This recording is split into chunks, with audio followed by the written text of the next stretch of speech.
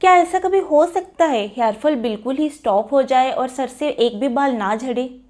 Sorry to से ऐसा नहीं हो सकता और इसके वजह एक साइंटिफिक रीज़न है। पहले तो ना हेयर ग्रोथ के फेजेस होते हैं।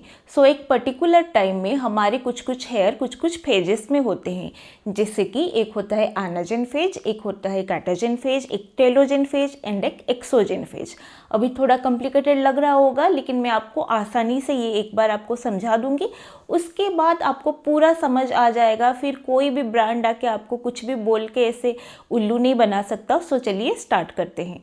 पहले आते हैं आनाजन फेज। वो क्या होता है?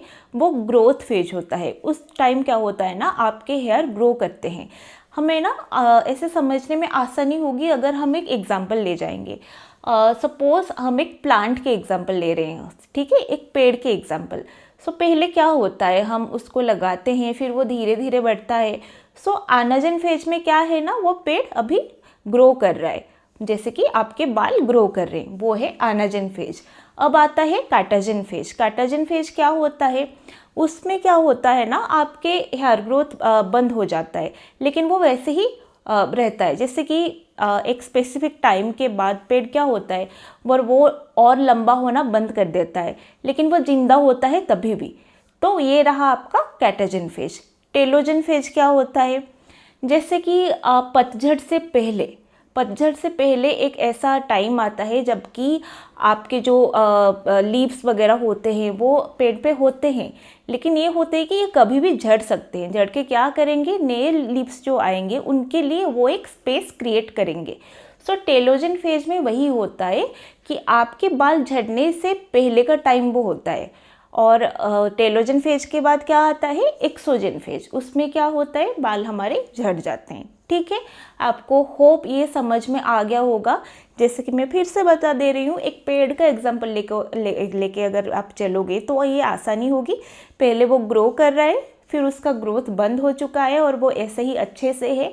फिर उसके बाद पतझड़ से पहले का जो स्टेज होता है वो टेलोजन स्टेज होता है, और पतझड़ वाले स्टेज होते हैं एक्सोजन। तभी हमारे बाल मतलब हमारे हेयर फॉल होते हैं।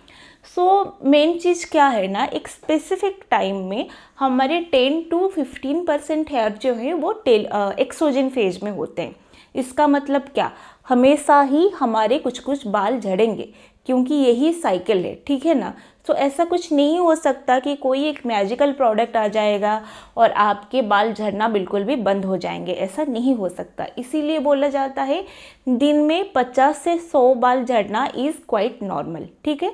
सो आपका अगर 100 से नीचे बाल झड़ रहे हैं ना, तो आप टेंशन मत लो, ये आपका जो शेडिंग फेज है उसका ही पार्ट है, ठीक है।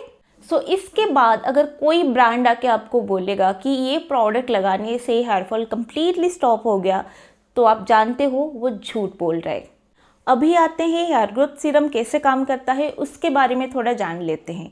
पहले तो मैं आपको बता दूं, कोई भी ऐसा हेयर ग्रोथ सीरम नहीं आया है या फिर नहीं आ सकता जो कि आपके ग्रोथ प्रोसेस को स्पीड अप कर देगा। मतलब ऐसा नहीं हो सकता कि 15 दिन में आपके नए हेयर आ जाएंगे, एक हफ्ते में आपके नए हेयर आ जाएंगे। बहुत सारे इन्फ्लुएंसर्स को मैं देखती हूँ, वो बोलते हैं 15 दिन में ये मेरे हेयर ग्रोथ हो गया, ये लगा ली वो लगा ली। वैसा नहीं हो सकता, मिनिमम आपको 30 डेज चाहिए।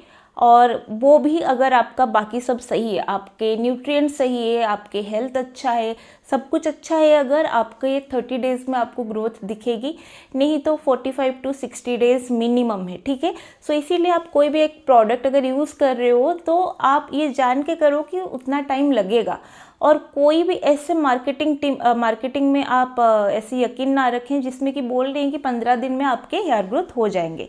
सो अभी आते हैं वो कैसे काम करता है। कोई अगर हेयर ग्रोथ सीरम है वो कैसे काम करता है। हमारे हेयर फॉलिकल्स होते हैं, वो आपको पता है। तो क्या होता है ना, कुछ कुछ हेयर फॉलिकल्स हमारे इनएक्टिव स्टेज में होते हैं। इनएक्टिव स्टेज मतलब उनसे और बाल नहीं ग्रो हो रहे होंगे, तो नहीं हो रहे होते हैं। तो क्या होता है, जब आप हेयर ग्रोथ सीरम लगाते हो उसमें जो इंग्रेडिएंट्स होता है वो क्या करता है, वही हेयर फॉलिकल्स को वो एक्टिव करता है। सो वहाँ से हमारे नए हेयर आने शुरू होते हैं। सो ये रहा एक वे जिसमें कि हेयर ग्रोथ सीरम हमारे हेल्प करते हैं। सेकेंड वे क्या होता है, मैं अभी कुछ देर पहले आपको बताई ना, 4 फेजेस होते हैं। एक आनाजन फेज होता है जिसमें कि हमारे हेयर ग्रो करते हैं, वो क्या करता है, ये जो फेज होता है उसको थोड़ा लंबे देर तक वो रखता है। सो क्या होता है, हमारे जो हेयर ग्रोथ अगर लंबे देर तक होगा तो ज़्यादा हेयर उगेंगे, ठीक है। तो ऐसे वो हेल्प करता है हमारे हेयर ग्रोथ में। लेकिन अगर कोई बोल रहा है 15 दिन में हेयर ग्रोथ हो जाएगा तो वो झूठ है। अभी सबसे ज़रूरी बात, जितना भी आप पढ़ लो सल्फेट फ्री, सिलिकॉन फ्री, ये वो, उससे आपके दिमाग में क्या आता है, सल्फेट फ्री शैम्पू अगर अच्छा है, सल्फेट वाला शैम्पू ख़राब है, वो विलेन है सल्फेट। वैसा नहीं है। सल्फेट बहुत ही एक अच्छा चीज़ है। अगर आपका ऑयली स्काल्प है तो सल्फेट आपको बहुत हेल्प कर सकता है। मैं अभी समझाती हूँ सल्फेट है क्या। इनफैक्ट क्या होता है ना, इन जनरल सल्फेट एक सर्फेक्टेंट होता है जो कि हमारे स्काल्प में जो ऑयल होते हैं, जो डर्ट होते हैं, वो उसको अच्छे से पकड़ के निकालता है। सो प्रॉब्लम कहाँ आती है बताऊँ, कुछ कुछ लोगों का ना सेंसिटिव स्काल्प होता है, ड्राई स्काल्प होता है, तो उस टाइम अगर हम सल्फेट वाले शैम्पू यूज़ करते हैं तो उनके स्काल्प के लिए वो थोड़ा सा हार्श हो सकता है, उनके स्काल्प को वो थोड़ा सा ड्राई बना सकता है। सो इसीलिए उनके लिए रिकमेंड किया जाता है सल्फेट फ्री शैम्पू। लेकिन हम भूल जाते हैं ये बस उन्हीं के लिए है जिनका ड्राई स्काल्प है और जिनका सेंसिटिव स्काल्प है। लेकिन अगर आपका ऑयली स्काल्प है तो आपको वो सल्फेट फ्री शैम्पू उतना हेल्प नहीं करेगा जितना आपको सल्फेट वाला शैम्पू हेल्प करेगा। कभी आप ये नोटिस किए हो, आप एक सल्फेट फ्री वाला शैम्पू लगा रहे हो, लेकिन आप 2 बार शैम्पू कर लिए, 3 बार शैम्पू कर लिए, लेकिन आपको फील नहीं हो रहा है कि आपके स्काल्प अच्छे से साफ हुए हों। कुछ आपको फोमी फोमी सा नहीं लग रहा है, कुछ नहीं लग रहा है कि अच्छे से साफ हुए हो। जबकि आप एक सल्फेट वाला शैम्पू अगर लगाते हो तो आपको आपके स्काल्प क्लीन फील होता है। कभी आप अगर ये एक्सपीरियंस किए हो तो मुझे कमेंट सेक्शन में लिख के ज़रूर बताना। और मैं स्पेशली ये बहुत एक्सपीरियंस की हूँ क्योंकि मेरे ऑयली स्काल्प है। पहले नॉर्मल स्काल्प था मेरे, फिर कुछ सालों के बाद वो ऑयली स्काल्प हो गया। हाँ, ऐसे हो सकता है, हमारे skin type and scalp type change हो सकते हैं टाइम के हिसाब से, ठीक है। सो अगर आपका ऑयली स्काल्प है, सल्फेट क्या करेगा, अच्छे से उसको निकालेगा। सो आपको सल्फेट वाला शैम्पू यूज़ करना है अगर आपका ऑयली स्काल्प है। अभी आते हैं सिलिकॉन, और एक चीज़ जिसको कि विलन बना के बैठे हैं सब लोग। सिलिकॉन क्या करता है ना, वो हमारे हेयर में एक लेयर क्रिएट कर देता है और लोग बोलते हैं वो ख़राब चीज़ है, ऐसे लेयर क्रिएट कर दे रहा है, कोट कर लिया है तो बाल अच्छे नहीं रहेंगे। वैसा कुछ नहीं है। द थिंग इज़, हमारे बाल के ऊपर अगर एक लेयर है ना तो वो प्रोटेक्ट ही कर रहा है, वो कुछ ख़राब नहीं कर रहा है। और सिलिकॉन बहुत अच्छा है फ्रीजी हेयर के लिए। सो आपका अगर फ्रीजी हेयर है तो आप अगर सिलिकॉन बेस्ड एक सीरम लगाओगे तो आपके बाल ना बहुत मैनेजेबल हो जाएंगे। सो आपका अगर फ्रीजी हेयर है तो आप सिलिकॉन को ज़रूर इस्तेमाल कीजिए। आप देखना आपके बाल कितने ज़्यादा अच्छे हो जाएंगे, कितना ज़्यादा मैनेजेबल हो जाएंगे। और मैं ये जो सब कह रही हूँ वो सभी साइंटिफिकली प्रूवन है, ठीक है। ऐसे कुछ नहीं कि मैं ऐसे बना के बोल रही हूँ। अभी तो शायद मेजॉरिटी लोग बोलेंगे क्या बोल रही है, क्या बोल रही है, लेकिन यही सही है, ठीक है। आपको अच्छे से जानना है आपके बालों के लिए कौन सा अच्छा है, कौन सा नहीं है, और उसके बाद ही बाकी सब चीज़ को आपको देखना है। सो आपका अगर फ्रीजी हेयर है, आप बिना डरे सिलिकॉन को यूज़ कर सकते हो। बहुत कंप्लेन आते हैं कि मेरे बाल अभी थिन हो रहे हैं, थिन बाल है, बहुत झड़ रहे हैं, ये वो, तो कैसे ट्रीट करें, क्या लगाएं। सबसे पहला चीज़ आपको ये जानना होगा आपके बाल थिन क्यों हो रहे हैं। 2 रीज़न होता है। लोग क्या करते हैं ना, एक ही रीज़न को लेके बैठते हैं कि ऐसे बाल झड़ रहे हैं तो वो थिन हो जा रहे हैं। लेकिन 2 चीज़ है। पहले तो आपको जानना होगा कि आपके रूट से बाल झड़ रहे हैं या फिर आपके हेयर ब्रेकेज हो रहे हैं। हेयर ब्रेकेज का मतलब क्या है, मतलब ऐसे बीच से वो झड़ रहा है ऐसे, और रूट से नहीं निकल रहा है, बीच से आपका ब्रेक कर जा रहा है हेयर। अगर ये 2 चीज़ ना बहुत अलग अलग है, मतलब आपका अगर रूट से हेयर फॉल हो रहा है तो उसके लिए आपको अलग से ट्रीटमेंट करनी होगी। अगर आपका हेयर ब्रेकेज हो रहा है तो उसके लिए आपको अलग से ट्रीटमेंट करनी होगी। बहुत लोग क्या करते हैं ना, ऐसे रीज़न उनको समझ में नहीं आता है, वो नहीं देखते हैं कि बाल कहाँ से झड़ रहा है, कैसे झड़ रहा है, फिर वो ट्रीटमेंट करते हैं, लाइक कुछ सीरम लगाते हैं या फिर और कुछ करते हैं, फिर उनको रिजल्ट नहीं मिलता है, फिर वो फ्रस्ट्रेटेड हो जाते हैं कि क्यों कुछ नहीं हो रहा है। पहले तो दो चीज़, अगर आपके रूट से बाल गिर रहे हैं तो आपके स्काल्प में प्रॉब्लम है, ठीक है, आपको स्काल्प में फोकस करना है। सो आप कोई भी एक एंटी हेयर फॉल सीरम या फिर हेयर ग्रोथ सीरम या फिर आपके स्काल्प हेल्थ को मेंटेन करने में आपको ज़्यादा ध्यान देना होगा। लेकिन आपके अगर बाल ब्रेकेज हो रहे हैं तो आपके बाल डैमेज हो चुके हैं, सो आपको लेंथ पे ज़्यादा फोकस करना है। दो चीज़ होता है हेल्दी बालों के लिए ना, दो चीज़ चाहिए होता है, एक तो healthy scalp, then length retention.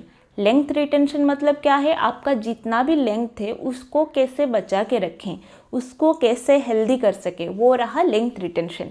सभी फोकस करते हैं एक चीज़ में कि स्काल्प हेल्थ अच्छा होना चाहिए, स्काल्प हेल्थ अच्छा होना चाहिए, जो कि है, लेकिन लेंथ रिटेंशन को बहुत लोग इग्नोर कर लेते हैं। आपको दोनों ही चीज़ के ऊपर फोकस करना है, तब भी जाके आपके बाल हेल्दी लगेंगे।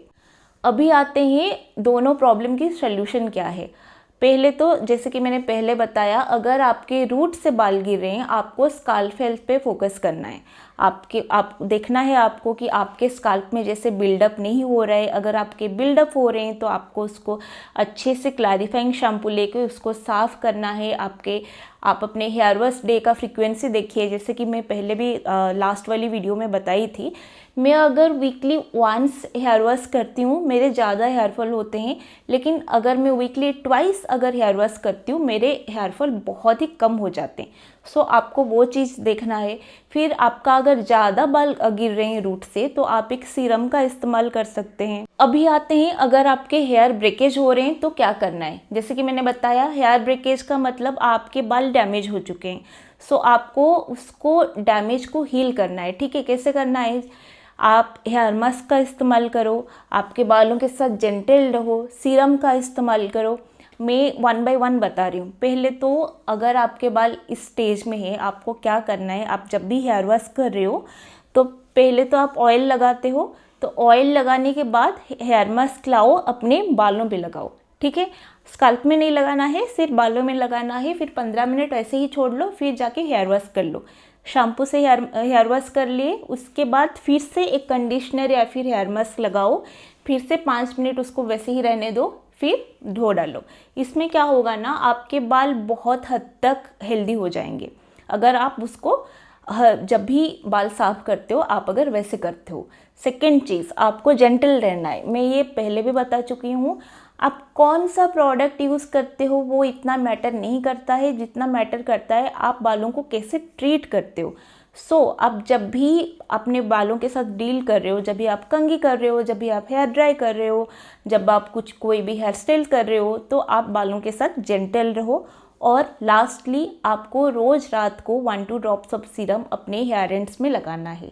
ये करके आप अपने बालों को हील कर सकते हो। और अगर हो सके आप एक बॉन्ड रिपेयर प्रोडक्ट्स लगा सकते हो, वो हेल्प करता है आपके बालों को ठीक करने में। अगर आप ये चीज़ करोगे तो देखोगे आपके जो हेयर ब्रेकेज हो रहे थे वो नहीं होंगे। आपको थिनिंग का प्रॉब्लम भी नहीं आएगा। लास्टली, आपके बाल कितने हेल्दी हैं वो बहुत डिपेंड करता है कि आप किस तरह के डाइट ले रहे हो, ठीक है। इंडिया में क्या होता है, प्रोटीन डेफिशिएंसी बहुत रहता है, क्योंकि हमारे ऐसे बना दिया गया है, इस बार हम नॉनवेज नहीं खा सकते, इस बार वो नहीं खा सकते, और बहुत वेजिटेरियन लोग होते हैं। हमें ना जितना रिक्वायरमेंट होता है उतना प्रोटीन हमें नहीं मिल पाता है। आप ध्यान रखिए, आप जितना हो सके उतना प्रोटीन रिच फूड कंज्यूम कीजिए। यहाँ पे मैं एक लिस्ट दे दूँगी जिसमें कि आपको प्रोटीन रिच फूड्स के बारे में पता चल जाएगा, कौन कौन सा है कौन कौन सा नहीं है। फिर आप उसको अपने डाइट पे इंक्लूड कीजिए, क्योंकि आपके बाल ना अंदर से हेल्दी होना बहुत ज़्यादा ज़रूरी है। गिल्ले बाल बहुत ही डेंजरस है। क्यों? क्योंकि गिल्ले बाल प्रोन टू डैमेज होते हैं। इसीलिए ना अभी ऐसे बहुत सारे वीडियोस आप देखे होंगे जिनमें कि लोग बोल रहे हैं कि blow dry is better than air drying. क्यों? क्योंकि आप जब ब्लो ड्राई करते हो ना, आपके बाल बहुत ज़्यादा जल्दी सूख जाते हैं इन कंपेयर टू अगर आप उसको वैसे ही धूप में सुखाते हो। सो अगर आपके पास ब्लो ड्रायर नहीं भी है ना, तो आप कोशिश करो कि जितना जल्दी हो सके उतना जल्दी आप अपने बालों को सुखा लो, क्योंकि गीले बालों में ना क्या होता है, वो डैमेज होने का चांसेस बहुत ज़्यादा हो जाता है। सो इसीलिए ये चीज़ भी बोला जाता है कि गीले बालों में आप अपने बालों को कंघी मत करो। हाँ, मुझे पता है आपका अगर कर्ली हेयर है तो आपको करना पड़ेगा, लेकिन आपका अगर स्ट्रेट हेयर है या फिर वेवी हेयर है तो आप गिल्ले बालों में हेयर कोम करना अवॉइड कीजिए। और गिल्ले बालों में आप कोई भी टाइट हेयर स्टाइल मत कीजिए, वो बहुत ही आपके हेयर को टेंशन दे देगा, आपके हेयर ब्रेकेज हो जाएंगे और वो भी बहुत डैमेज भी हो सकते हैं। सो इसीलिए कुछ भी ऐसा काम मत कीजिए जिसमें कि आपके बालों के ऊपर, आपके स्काल्प के ऊपर कोई भी स्ट्रेस पड़े। सो आप गिल्ले बालों को जल्द ही सुखा लो, उसके बाद आपको जो भी करना है करो। और एक चीज़, गिल्ले बालों में आपको नहीं सोना है। डैम्प स्काल्प सबसे ज़्यादा खतरनाक होता है। क्यों? क्योंकि डैम्प स्काल्प एक आइडियल एनवायरनमेंट प्रोवाइड करता है हमारे डैंड्रफ प्रोड्यूसिंग फंगस के लिए। सो इसीलिए आप नोटिस किए होंगे, आप जब भी डैम्प स्काल्प पे आप अगर सोते हो तो आपको डैंड्रफ की प्रॉब्लम होगी। सो इसीलिए आप गिल्ले बालों में मत सोइए, डैम्प स्काल्प कभी मत रखिए, हमेशा ही जल्द ही ट्राई कीजिए कि उसको सुखाने के। ये था आज का वीडियो। होप ये वीडियो आपको अच्छी लगी हो। आपको अगर ये वीडियो पसंद आई हो तो please like, share and subscribe कीजिए। मिलते हैं नेक्स्ट वीडियो में। बाय।